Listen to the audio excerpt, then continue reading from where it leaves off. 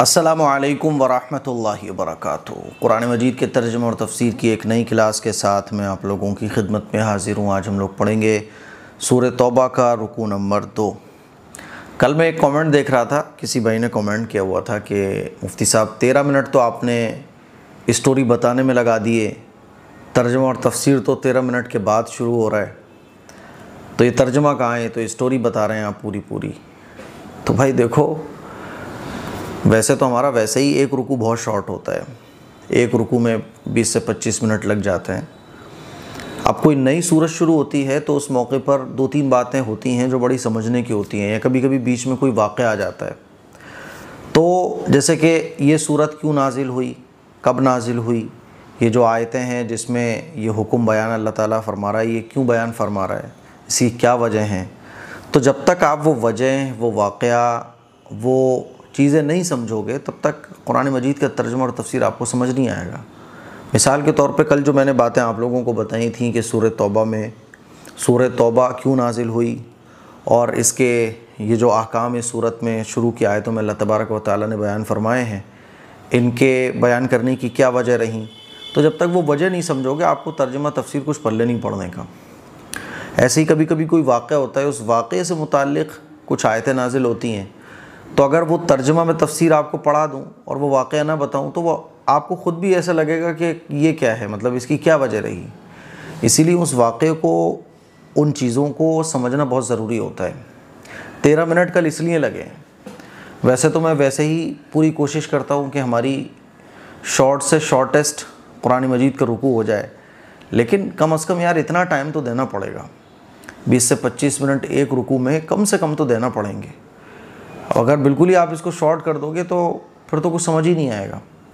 اسی لیے جو بھی باتیں میں بتاتا ہوں، میں اپنی طرف سے خود اس بات کی کوشش کرتا ہوں کہ زیادہ وقت نہ لیا جائے، چیزیں بہت زیادہ لمبی نہ ہو جائیں۔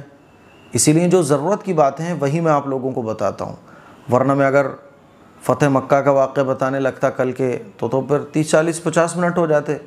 اسی لیے تھوڑا سا آپ صبر رکھا کرو، اور ٹیچر پر اپنے اعتماد رکھنا چاہیے، وہ ٹیچر جو آپ کے وقت کا ویسے ہی بہت خیال رکھتا ہے۔ چلیے، تو کل جو باتیں میں نے آپ کو سمجھائی تھی، وہ باتیں سمجھے بغیر سورہ توبہ کو سمجھنا امپاسبل ہے۔ کل جتنی باتیں میں نے آپ کو سمجھائی ہیں، اور سورت کے شروع ہونے سے پہلے بھی میں نے 15 منٹ تو میں نے جب سورت کو شروع نہیں کیا تھا تب بھی میں نے آپ کو بہت ساری باتیں سمجھائی تھیں، کیونکہ ان کو سمجھے بغیر سورہ توبہ میں جو بھی باتیں آئیں گی وہ آپ سمجھ ہی نہیں سکتے ہو۔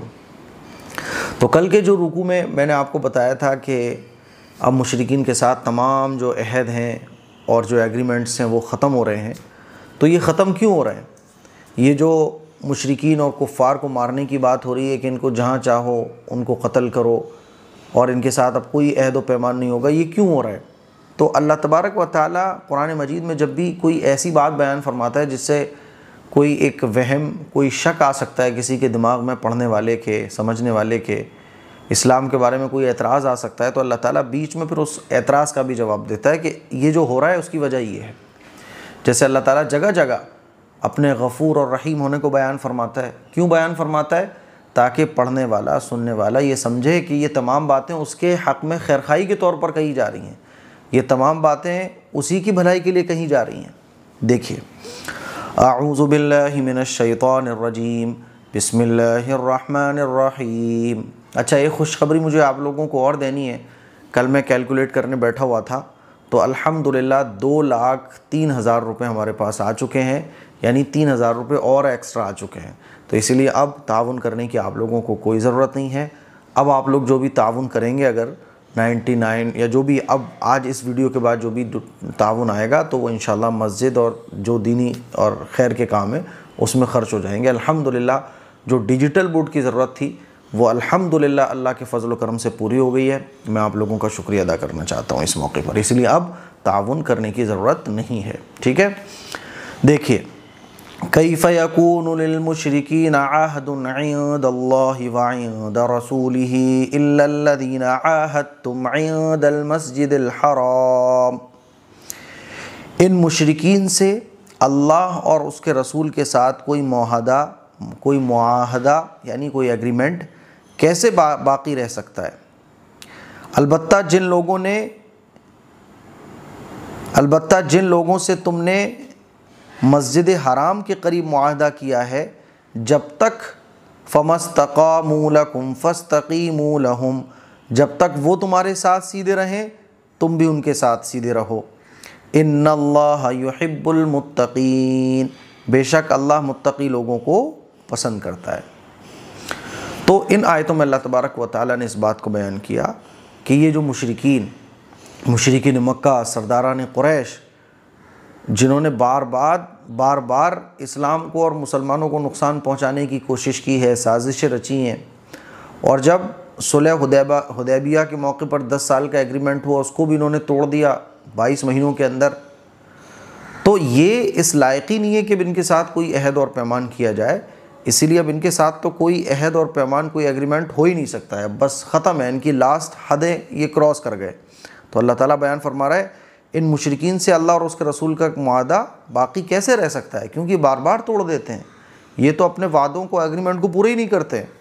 کیف یکون، کیسے ہو سکتا ہے، یکون ہو سکتا ہے، للمشرکین، مشرکین سے، عند اللہ، اللہ سے، وعند رسولی، اور اس کے رسول سے، کوئی معاہدہ، عہد، کوئی معاہدہ، الا الذین، جب تک کہ، اب کن سے معاہدہ ہوگا؟ کچھ قبیلے ایسے بھی تھے جن کے ساتھ معاہدہ تھا اور ان کا ٹائم باقی تھا، جیسے کہ 4 مہینے یا 9 مہینے۔ تو اللہ تعالیٰ بیان فرما رہا ہے کہ مشرکین مکہ جو ہے نا، انہوں نے تو عہد کو توڑ دیا، لیکن جن مشرکین اور کفار کے گروہ نے عہد کو نہیں توڑا ہے تو ان کے ساتھ تو عہد پورا کیا جائے گا جب تک کہ وہ اپنا عہد پورا کر رہے ہیں۔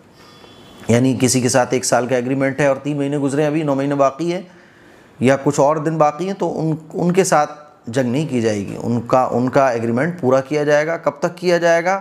اللہ تعالیٰ اسی کو بیان فرما رہا ہے۔ تو دیکھیے اسلام وعدوں کو پورا کرنے کی کتنی زبردست تعلیم دیتا ہے کہ وعدے پورے ہونا چاہیے، ایگریمنٹ کے خلاف کوئی کام نہیں ہونا چاہیے۔ الا الذین، مگر وہ لوگ، عاہدتم، جن سے تم نے عہد کیا ہے، عند المسجد الحرام، مسجد حرام کے پاس، یعنی اس مسجد حرام کے پاس بھی کچھ قبیلے تھے، تو انہوں نے اپنے ایگریمنٹ کو نہیں توڑا تھا، انہوں نے کوئی وعدہ خلافی نہیں کی تھی، کوئی اسلام اور مسلمانوں کے خلاف سازش نہیں کی تھی۔ تو اللہ تعالیٰ اس کو بیان فرما رہا ہے کہ ان کے ساتھ جو ایگریمنٹ ہے وہ پورے کیا جائے گا۔ جب مدت پوری ہو جائے گی 9 مہینے کی، تو جو بھی 4 مہینے 9 مہینے ان کے ایگریمنٹ میں باقی ہیں تو اس کے بعد ان کو بھی جزیرہ عرب سے باہر نکالا جائے گا۔ فَمَسْتَقَامُوا، کب تک ایگریمنٹ پورا کیا جائے گا؟ اللہ تعالیٰ اس کو بیان فرما رہا ہے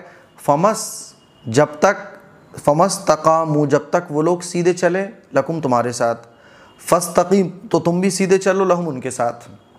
وہ اگر وہ نالائقی نہیں کر رہے ہیں تو ان کے ساتھ وہ سیدھے چل رہے ہیں، تم بھی سیدھے چلو، وہ سیدھے نہ چلیں تو پھر تم بھی ٹیڑھے ہو جانا۔ ان اللہ، بے شک اللہ، یحب، محبت فرماتا ہے، متقی لوگوں سے، ظلم و زیادتی نہیں ہونا چاہیے۔ اسلام نے جہاں دشمنوں سے مقابلہ کرنے کا حکم دیا ہے، وہاں جگہ جگہ اس بات کو بیان کیا ہے کہ ظلم نہیں ہونا چاہیے، زیادتی نہیں ہونا چاہیے، کسی کے اوپر ناحق کوئی کام نہیں ہونا چاہیے۔ دیکھو، کیف وَإِن يَظْهَرُوا عَلَيْكُمْ لَا يَرْقُبُوا فِيكُمْ إِلًّا وَلَا ذِمَّةً، لیکن دوسرے مشرکین کے ساتھ کیسے معاہدہ برقرار رہ سکتا ہے جبکہ ان کا حال یہ ہے کہ اگر ابھی تم پر غالب آ جائیں تو تمہارے معاملے میں نہ کسی رشتہ داری کا خیال کریں، نہ کسی معاہدے کا۔ يُرْضُونَكُمْ بِأَفْوَاهِهِمْ وَتَأْبَى قُلُوبُهُمْ، یہ تمہیں اپنی زبانی باتوں سے راضی کرنا چاہتے ہیں حالانکہ ان کے دل انکار کرتے ہیں۔ وَأَكْثَرُهُمْ فَاسِقُونَ، اور ان میں سے اکثر لوگ نافرمان ہیں۔ جب مشرکین مکہ کے ساتھ صلح حدیبیہ کے موقع پر جو ایگریمنٹ ہوا تھا تو 22 مہینوں کے بعد تقریباً انہوں نے اس ایگریمنٹ کو توڑ دیا اور مسلمانوں کے خلاف سازشیں کرنے لگے۔ تو حضور علیہ الصلوۃ والسلام نے مکے کو فتح کرنے کی تیاری کی تو مشرکین کو پتہ چل گیا، تو انہوں نے کہا کہ اس کو جو ہے نا ری اپلائی، ایگریمنٹ کو رینیو کرتے ہیں تھوڑا سا۔ تو ابو سفیان کو بھیجا کہ جا کے بات کرو۔ ابو سفیان جو قریش کے سرداروں کی طرف سے بھیجا گیا ان کا آدمی تھا، اس نے بات چیت کی لیکن بات دال گلی نہیں، کیونکہ اللہ تعالیٰ نے وہی نازل فرما دی اب تیاری کرنی ہے، بس مکے کو فتح کرنا ہے۔ تو انہوں نے کوشش اس لیے کی، تو ان کی یہ جو کوششیں تھیں رینیو کرنے کی ایگریمنٹ کو کہ بھائی جو کچھ ہوا جانے دو یار، دوبارہ سے بات چیت کرتے ہیں کہ لڑائی جھگڑا نہیں ہوگا، وہ جو صلح حدیبیہ کے موقع پر 6 ہجری میں ایگریمنٹ ہوا تھا اس کو رینیو کرتے ہیں، دوبارہ سے ری اپلائی کرتے ہیں۔ تو اس کا مقصد امن و امان اور شانتی قائم کرنا نہیں تھا، کیونکہ اگر ان کا مقصد مشرکین مکہ کا شانتی قائم کرنا ہوتا، امن و امان اور سکون اور چین باقی رکھنا ہوتا، تو یہ بار بار اپنے عہد کو توڑتا ہی نہیں۔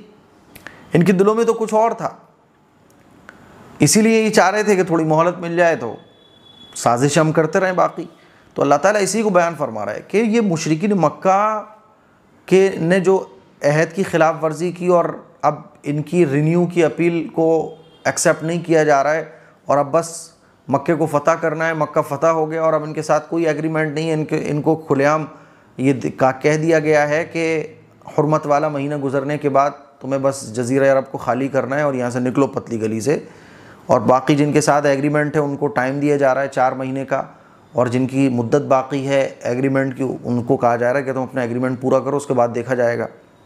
لیکن مشرکین مکہ کے ساتھ کوئی رعایت نہیں ہے۔ ان کے ساتھ کیوں رعایت نہیں ہے؟ اللہ تعالیٰ اسی کو بیان فرما رہا ہے، کیفا، لیکن دوسرے مشرکین کے ساتھ کیسے معاہدہ ایگریمنٹ برقرار رہ سکتا ہے؟ دوسرے مشرکین کون سے؟ یہی مشرکین مکہ جن کے ساتھ صلح حدیبیہ کے موقع پر ایگریمنٹ ہوا تھا۔ وَإِن يَظْهَرُوا، ان کے ساتھ ایگریمنٹ کیوں نہیں برقرار رہ سکتا؟ کہ ان کا حال کیا ہے؟ إِن يَظْهَرُوا، اگر یہ غالب آ جائیں علیکم تم پر، لا يرقبوا فیکم، تو یہ لا يرقبوا کوئی رشتہ داری کا خیال نہیں کریں گے فیکم تمہارے بارے میں، کیونکہ مشرکین مکہ اور جو مدینہ میں مہاجرین صحابہ تھے تو بہت ساری رشتہ داریاں تھیں، آپس میں سب رشتہ داری تھے، ولا ذمہ، اور نہ کسی معاہدے کا خیال کریں گے۔ یعنی ان کے دل میں تو یہ کہ اگر یہ ابھی غالب آ جائیں تمہارے اوپر تو یہ کوئی رشتہ داری کا کوئی خیال وائل نہیں کریں گے، بس تمہیں تو نیست و نابود ہی کرنا چاہتے ہیں، یہ چاہتے ہی یہی ہیں کہ دنیا میں فتنہ فساد پھیلتا رہے۔ یرضونکم، وہ تمہیں راضی کرنا چاہتے ہیں، بافواہہم، اپنی باتوں سے۔ یہ جو آیا ہے نا مشرکین مکہ کی طرف سے آدمی، اور یہ چاہ رہا ہے کہ رینیو ہو جائے ایگریمنٹ، تو یہ تو اس کی باتیں ہیں بس۔ وتأبا، اور انکار کرتے ہیں قلوب، ان کے دل، یعنی ان کے دلوں میں کچھ اور ہے، منہ پہ کچھ اور ہے۔ واکثرہم، اور ان میں سے اکثر لوگ فاسقون، فاسق ہیں، یعنی اللہ تعالیٰ نے ان کی پول پٹیاں بھی کھول دی کہ ان کے دلوں میں یہ چل رہا ہے۔ دیکھیے اسلام کتنا انصاف پسند دین ہے کہ ان کے بارے میں تو یہ کہہ رہا ہے، کیونکہ بعض دفعہ غیر مسلم جو ہے نا انہی آیتوں کو اٹھا کے اسلام پر، قرآن پر اعتراض کر رہے ہوتے ہیں، دیکھو کافروں کے بارے میں یہ، کافروں کے بارے میں یہ۔ بھائی آگے پیچھے بھی دیکھ لو، تھوڑا سا آگے پیچھے اگر دیکھو گے، پورا رکوع پڑھو گے تو تمہیں سمجھ آئے گا کہ اسلام کی تعلیمات کیا ہیں، اسلام کیسی تعلیم دے رہا ہے۔ اسلام تو یہ کہہ رہا ہے کہ دیکھو ان نالائقوں کے ساتھ، یعنی ایک جگہ سے بار بار آپ کو دھوکہ مل رہا ہے، کیونکہ مسلمانوں کو بہت دھوکہ ملا، بہت مسلمانوں نے دھوکہ کھایا، ایگریمنٹ پر ایگریمنٹ کیے، چلو بات بن جائے، جب بات نہیں بنی ہے تب اللہ تعالیٰ نے ان آیتوں کو نازل فرمایا ہے۔ دیکھیے اب آگے کی آیتوں میں اللہ تعالیٰ یہودی اور عیسائیوں کے بارے میں بیان فرما رہا ہے کہ ان کے پاس تو کتاب بھی ہے آسمانی، ان کے پاس تو پیغمبر بھی آئے بہت سارے، لیکن انہوں نے دنیا کے فائدے کی وجہ سے توریت، انجیل، زبور، جو بھی آسمانی کتابیں تھیں ان کی آیتوں کو ہی توڑ مروڑ کے لوگوں کے سامنے پیش کیا۔ اشتروا بآیات اللہ ثمنا قلیلا فصدوا عن سبیلہ انہم ساء ما كانوا یعملون، انہوں نے اللہ کی آیتوں کے بدلے دنیا کی تھوڑی سی قیمت لے لینا پسند کر لیا ہے، اور اس کے نتیجے میں لوگوں کو اللہ سے راستے سے روکا ہے، لوگوں کو اللہ کے راستے سے روکا ہے۔ واقعہ یہ ہے کہ ان کے کرتوت تو بہت برے ہیں۔ یہودی اور عیسائیوں کے بارے میں اللہ تعالیٰ بیان فرما رہا ہے، اشتروا، انہوں نے بآیات اللہ، اللہ کی آیتوں کے بدلے میں ثمناً قلیلا، دنیا کی تھوڑی سی قیمت لے لینے کو پسند کر لیا ہے۔ فصدو، تاکہ یہ لوگ اور اس کا اثر کیا ہوا ہے؟ فصدو، تو انہوں نے روکا ہے، عن سبیلہ، اللہ کے راستے سے لوگوں کو، کہ ان کی جو جنتا ہے، ان کی جو عوام ہے، یہودی ہیں، عیسائی ہیں، یہ اپنے علماء سے حق بات معلوم کرتے ہیں تو یہ چھپا لیتے ہیں اس کو۔ انہم، اور یہ تمام کے تمام لوگوں نے جو کیا ہے، سا کتنا برا ہے وہ کام، سا ما کانوا یعملون، جو یہ لوگ ان لوگوں نے کیا ہے اور جو یہ لوگ کر رہے ہیں۔ آگے دیکھیے، لا یرقبون فی مؤمن الا ولا ذمہ، یہ کسی بھی مومن کے لیے، یہ کسی بھی مومن کے معاملے میں کسی رشتہ داری یا معاہدے کا پاس نہیں کرتے ہیں۔ مشرکین مکہ اور اسلام اور مسلمانوں سے دشمنی رکھنے والے مسلمان تو یہ سوچتے ہیں، جیسے کہ غزوہ بدر کے موقع پر کتنے 70 مشرکین مکہ گرفتار ہوئے تھے نا، تو صحابہ اکرام کے جو رشتہ دار تھے، تو حضرت ابوبکر صدیق رضی اللہ تعالیٰ نے کیا پیشکش رکھی تھی کہ رسول اللہ ان سے فدیہ لیجیے اور ان کو چھوڑ دیجیے۔ حضرت عمر فاروق رضی اللہ تعالیٰ عنہ کا کہنا یہ تھا کہ نہیں، ان سب کو قتل کیجیے آپ، لیکن صحابہ اکرام کی رائے یہ تھی کہ ان میں بہت سے ہمارے رشتہ دار ہیں، مہلت دے دی جائے، ہو سکتا ہے کہ یہ ایمان لے آئیں۔ تو یہ صحابہ اکرام کے دل نرم، ایمان والے کا دل نرم ہوتا ہے، نرم ہوتا ہے ایمان والے کا دل۔ لیکن ان لوگوں کا کیا سین ہے، بھائی رشتہ دار ہو کچھ بھی ہو، مسلمان ہے، ختم کرو، بس اس کے خلاف پلاننگ کرو، سازش کرو، کچھ بھی کرو۔ حضور اکرم صلی اللہ علیہ وسلم امین اور صادق، جن کو یہ کہا، حضور کو کہا کرتے تھے، اور حضور سے بہترین ان کی نظر میں کوئی بھی نہیں تھا، لیکن حضور کے خلاف تک انہوں نے سازشیں کی۔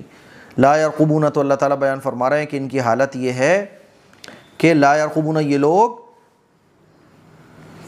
لحاظ نہیں رکھتے ہیں فی مؤمن، کسی بھی مومن کے معاملے میں، الا ولا ذمہ، اور نہ کسی رشتہ داری کا یہ لوگ لحاظ رکھتے ہیں۔ واولئک، اور یہی لوگ ہیں، ہم المعتدون، جو حد سے بڑھنے والے ہیں، یہی ہیں جو حدوں کو توڑنے والے ہیں۔ آگے دیکھیے، اچھا اللہ تعالیٰ آگے یہ بھی بیان فرما رہا ہے کہ اگر ان میں سے کوئی ایمان لے آئے، توبہ کر لے اور اپنی غلطیوں پر نادم ہو، تو کیا ہوگا؟ فَإِن تَابُوا وَأَقَامُوا الصَّلَاةَ وَآتَوُا الزَّكَاةَ فَإِخْوَانُكُمْ فِي الدِّينِ، لہٰذا اگر یہ لوگ توبہ کر لیں اور نماز قائم کریں اور زکوٰۃ ادا کریں تو یہ تمہارے دینی بھائی بن جائیں گے۔ کیا ہوگا پھر؟ اللہ تعالیٰ معاف کر دے گا ان کی غلطیوں کو۔ وَنُفَصِّلُ الْآيَاتِ لِقَوْمٍ يَعْلَمُونَ، اور ہم احکام کی یہ تفصیل ان لوگوں کے لیے بیان کر رہے ہیں جو جاننا چاہیں۔ جو سمجھنا نہ چاہے تو اس کے لیے تو پھر کچھ بھی کر لو آپ، وہ تو کمیاں نکالے گا۔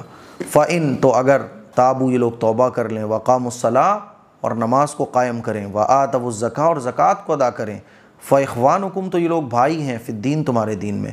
وَنُفَصِّلُ، اور ہم کھول کھول کر بیان کرتے ہیں آیاتی، آیتوں کو، لقوم، ان لوگوں کے لیے، یعلمون، جو لوگ سمجھنا چاہیں۔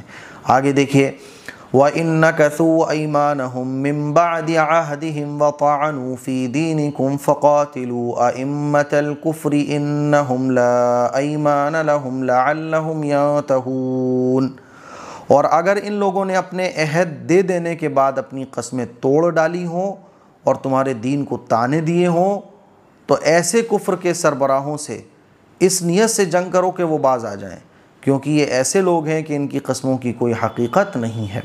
اللہ تعالیٰ ایک تو اس بات کو بیان فرما رہا ہے اس آیت میں کہ مشرکین مکہ نے عہد کو توڑ دیا، مسلمانوں نے تو عہد کو پورا کرنے کی پوری کوشش کی، لیکن یہ بار بار ایگریمنٹ کو توڑتے رہے، تو ان کے ساتھ تو اب عہد و پیمان ختم ہو گئے، اب ان سے تو جنگ کی جائے گی۔ لیکن جن قبیلوں سے ایگریمنٹ ہے، وہ ان میں سے بھی اگر کوئی اپنا ایگریمنٹ توڑ دیتا ہے اور جو بھی ایگریمنٹ طے ہوا ہے ان کی خلاف ورزی کرتا ہے، تو پھر اس کے ساتھ بھی یہی معاملہ کیا جائے گا جو مشرکین مکہ کے ساتھ معاملہ کیا گیا ہے۔ اور کیوں کیا جائے گا؟ یہ سرداروں سے کیا جائے گا، کیونکہ سرداروں کے انڈر میں سارے لوگ ہوتے ہیں، سردار جیسا کہتا ہے ویسے لوگ کرتے ہیں۔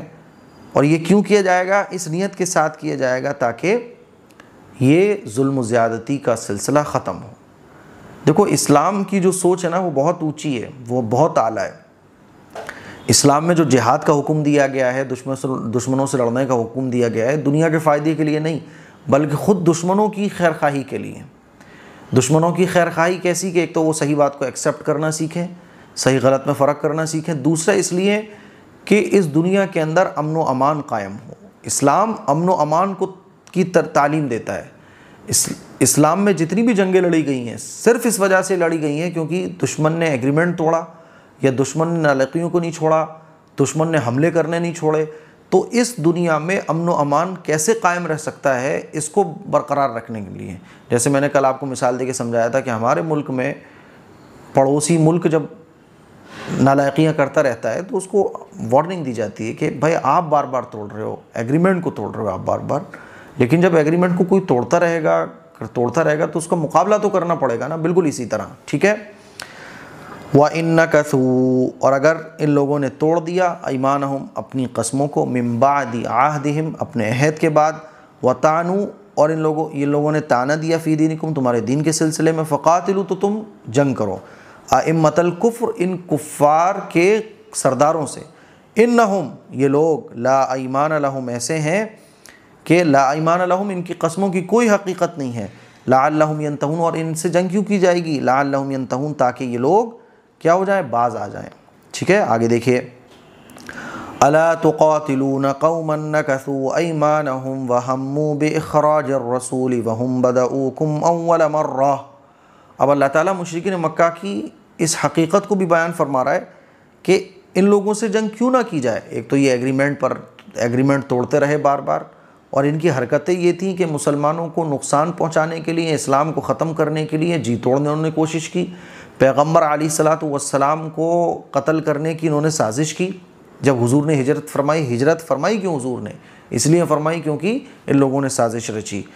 الا تقاتلون قوما نکثوا ایمانہم وہموا باخراج الرسول وہم بدؤوکم اول مرہ، کیا تم ان لوگوں سے جنگ نہیں کرو گے جنہوں نے اپنی قسموں کو توڑا اور رسول کو وطن سے نکالنے کا ارادہ کیا، اور وہی ہے جنہوں نے تمہارے خلاف چھیڑ چھاڑ کرنے میں پہل کی، انہی لوگوں نے تو پہل کی ہے۔ اتخشونہم فاللہ احق ان تخشوہ ان کنتم مؤمنین، اب ایمان والوں سے کہا جا رہا ہے، کیا کہا جا رہا ہے؟ کیا تم ان سے ڈرتے ہو؟ اگر ایسا ہے تو اللہ اس بات کا زیادہ حق رکھتا ہے کہ تم اس سے ڈرو، اگر تم مومن ہو۔ ان سے نہیں ڈرنا، اللہ سے ڈرنا ہے۔ دیکھیں، الا تقاتلون، کیا تم جنگ نہیں کرو گے، قومن ان لوگوں سے، ایسے ان مشرکین مکہ سے، ان قوموں سے، نکثوا جنہوں نے توڑا ہے، ایمانہم اپنی قسموں کو، وہموا اور ارادہ کیا ہے، بے اخراج الرسول رسول کو باہر نکالنے کا، وہم بدؤوکم اور یہی وہ لوگ ہیں جنہوں نے پہل کی ہے، کس میں پہل کی ہے؟ وعدہ خلافی کرنے میں اور تمہیں چھیڑنے میں، تمہارے خلاف سازشیں رچنے میں، اول مرہ سب سے پہلے انہوں نے پہل کی ہے۔ اتخشونہم، تو تم کیا ان سے ڈرتے ہو؟ کیا تھا نا کہ بھائی مشرکین مکہ بعض صحابہ کرام ایسے تھے جو کمزور تھے اور مکے میں ہی تھے، جب مکہ فتح ہوا تو یہ ہو سکتا تھا نا یہ میرا رشتہ دار ہے، تو رشتہ داری والی محبت آ سکتی تھی، کوئی کسی کے خلاف جنگ کرنے سے تھوڑا سا ہمت نہیں کرتا، تو اللہ تعالیٰ بیان فرما رہا ہے اتخشونہم، کہ تم ان سے ڈرتے ہو، یعنی خوف تمہیں آتا ہے اس بات کہ تمہارا رشتہ دار ہے فلاں فلاں، فاللہ احق زیادہ حقدار ہے، ان تخشو اس بات کا کہ تم اس سے ڈرو، تخشو کہ تم اس سے ڈرو، ان کنتم اگر تم مؤمنین سچے پکے مسلمان ہو۔ آگے دیکھیے، قاتلوہم یعذبہم اللہ بایدیکم ویخزہم وینصرکم علیہم ویشفی صدور قوم مؤمنین، ان سے جنگ کرو، کن سے جنگ کرو؟ مشرکین مکہ سے، اور ان لوگوں سے جنہوں نے عہد کو توڑا ہے، تاکہ اللہ تمہارے ہاتھوں سے ان کو سزا دلوائے، انہیں رسوا کرے، ان کے خلاف تمہاری مدد کرے اور مومنوں کے دلوں کو ٹھنڈا کر دے۔ کیوں؟ کیونکہ انہوں نے بھی بے پناہ ظلم و ستم ڈھائے ہیں۔ اب مشرکین مکہ مغلوب ہو گئے، مکہ فتح ہو گیا، اب مکہ فتح ہو گیا تو لڑنے کی اگر نوبت آ جائے تو ان سے مقابلہ کرو۔ اچھا، جب مکہ فتح ہوا تو مکہ فتح ہونے کے بعد صحابہ اسلام لانے والوں کی تعداد میں بہت اضافہ ہوا، لیکن اور بھی قبیلے تھے جن سے جنگ اس کے بعد بھی ہوئی ہے نا، مکہ فتح ہونے کے بعد، لیکن مکہ جب فتح ہوا تو کوئی جنگ کی نوبت نہیں آئی، لیکن نوبت آ سکتی تھی، تو اللہ تبارک و تعالیٰ نے اس بات کو بیان فرمایا کہ ان سے جنگ کرو، قاتلوم ان سے جنگ کرنا ہے تمہیں، یعذبہم اللہ ان کو عذاب دے گا، بیدیکم تمہارے ہاتھوں سے، ویخزم اور ان کو رسوا کرے گا، وینصرکم اور تمہاری مدد کرے گا، علیہم ان کے خلاف، ویشفی صدور قوم مؤمنین اور ویشفی ٹھنڈا کرے گا، صدور قوم اچھا، اور مومنین کے دلوں کو، ویشفی صدورا اور ٹھنڈا کرے گا مومنوں کے دلوں کو۔ وَيُذْهِبْ غَيْظَ قُلُوبِهِمْ، اور ان کے دل کی کڑھن دور کر دے، وَيَتُوبُ اللَّهُ عَلَى مَن يَشَاءُ، اور جس کی چاہے اللہ توبہ قبول کرے، وَاللَّهُ عَلِيمٌ حَكِيمٌ، اور اللہ کا علم بھی کامل ہے، حکمت بھی کامل ہے۔ ٹھیک ہے، تو اللہ تعالیٰ ایمان والوں کو کہہ رہا ہے کہ ان سے قتال کرو، قاتلوہم، ان سے قتال کرو، یعذبہم اللہ، تاکہ یعذبہم، اللہ ان کو عذاب دلوائے۔ عذاب ہی تو ہے یہ، دنیا کی سزا الگ ہے، آخرت کی سزا الگ ہے۔ بِأَيْدِكُمْ، تمہارے ہاتھوں سے، وَيَنْصُرْكُمْ، اور وَيُخْزِهِمْ، اور ان کو رسوا کرے گا، وَيَنْصُرْكُمْ، اور تمہاری مدد کرے اللہ، علیہم، ان کے خلاف، وَيَشْفِي، اور ٹھنڈا کرے، صدور، سینوں کو، قوم مومنین، مسلمان قوم کے سینوں کو، وَيُذْهِبْ، اور دور کر دے، غیظ قلوبہم، ان کے دل کی کڑھن ہے نا، اللہ تعالیٰ دور کر دے، وَيَتُوبُ اللَّهُ، اور اللہ تعالیٰ توبہ قبول کرتا ہے، عَلَى مَن يَشَاءُ، جس کی چاہتا ہے، یعنی اللہ تعالیٰ اس بات کو بیان کر رہا ہے کہ اگر یہ توبہ کر لیں تو ان کی توبہ قبول کی جائے گی۔ واللہ، اور اللہ، علیم، علیم ہے، حکیم، حکیم ہے، یعنی علم والا ہے اور حکمت والا ہے۔ آگے دیکھیے، ام حسبتم ان تتركوا ولما يعلم الله الذين جاهدوا منكم ولم يتخذوا من دون الله ولا رسوله ولا المؤمنين وليجا والله خبير بما تعملون۔ بھلا کیا تم نے یہ سمجھ رکھا ہے کہ تمہیں یوں ہی چھوڑ دیا جائے گا، حالانکہ ابھی اللہ نے یہ تو دیکھا ہی نہیں کہ تم میں سے کون لوگ جہاد کرتے ہیں، اور اللہ اور اس کے رسول اور مومنوں کے سوا کسی اور کو خصوصی رازدار نہیں بناتے ہیں، اور تم جو کچھ کرتے ہو اللہ اس سے پوری طرح باخبر ہے۔ مکہ فتح ہو گیا ہے نا، صحابہ کرام نے تو بہت جنگیں کی تھیں، مدینے میں جو مہاجرین صحابہ تھے، انصار تھے، انہوں نے تو بہت جنگیں کی حضور علیہ الصلوۃ والسلام کے ساتھ، لیکن جب مکہ فتح ہوا تو جو لوگ نئے نئے اسلام میں داخل ہوئے تو انہوں نے تو کوئی جنگ نہیں کی تھی۔ اب آگے جنگیں ہو سکتی ہیں، آگے بھی مشکلیں آ سکتی ہیں، تو اللہ تعالیٰ ان کو ہمت دے رہا ہے، ان کو سمجھا رہا ہے کہ دیکھو اب تمہیں قربانی بھی پیش کرنی ہے، اور اللہ اور اللہ کے رسول کے ساتھ ہی تمہیں رازدار رہنا ہے، کسی دشمن کے جھانسے میں نہیں آنا۔ ام حسبتم، تو کیا تم یہ سمجھ رہے ہو، ان تترکوا، کہ تم چھوڑ دیے جاؤ گے، ولما، حالانکہ، یعلم اللہ، اللہ نے نہیں جانا ہے، اللہ تو سب جانتا ہے، اللہ نے نہیں جانا ہے، اس کا کیا مطلب ہے؟ اس کا مطلب یہ کہ دنیا والوں پر تو یہ ظاہر نہیں ہوا نا، دنیا والوں پر ظاہر کب ہوگا؟ مان لیجیے ایک شخص کو اللہ تعالیٰ آخرت میں انعام دے رہا ہے، تو لوگوں کو کیا پتا کہ اس کو انعام کیوں مل رہا ہے؟ اللہ تو جانتا ہے کہ بھئی اچھے اعمال کر سکتا تھا، یہ قربانیاں دے سکتا تھا یہ، تو اگر یوں ہی اس کو بغیر قربانی دیے انعام ملے گا تو لوگ تو کہیں گے اس نے ہمارے سامنے تو کچھ نہیں کیا تھا، یعنی دنیا والوں پر یہ ظاہر ہو جائے، تو اللہ جان لے کا مطلب کیا؟ دنیا والوں پر یہ ظاہر ہو جائے۔ ولما، حالانکہ نہیں جانا ہے، یعلم اللہ، اللہ نے، الذین، کہ وہ لوگ، جاہدو، اللہ نے یہ دیکھا ہی نہیں ہے، الذین، کہ کون لوگ، جاہدو، جہاد کرتے ہیں، منکم، تم میں سے، ولم یتخذوا، اور نہیں بناتے ہیں، من دون اللہ، اللہ کو چھوڑ کر، ورسول، اس کو رسول کو چھوڑ کر، وللمؤمنین، اور مومنین کو چھوڑ کر، ولیجا، رازدار نہیں بناتے ہیں، یعنی اللہ نے ابھی تو دیکھا نہیں ہے، اسی لیے جو تم اسلام میں داخل ہو گئے ہو تو قربانی دینے کا وقت آئے گا، اسی لیے تم ایمان والوں کے علاوہ، اللہ اور اللہ کے رسول کے علاوہ کسی کو رازدار نہ بناؤ، اور تیار رہو قربانی کے لیے کہ اگر موقع پڑ جائے گا تو اللہ کے لیے پھر سامنے کوئی بھی ہو، چاہے وہ رشتہ دار ہو، چاہے کوئی بھی ہو، اگر اللہ کے حکم کی بات آئے گی تو اللہ کے لیے ہر طریقے کی قربانی دینے کے لیے میں تیار ہوں۔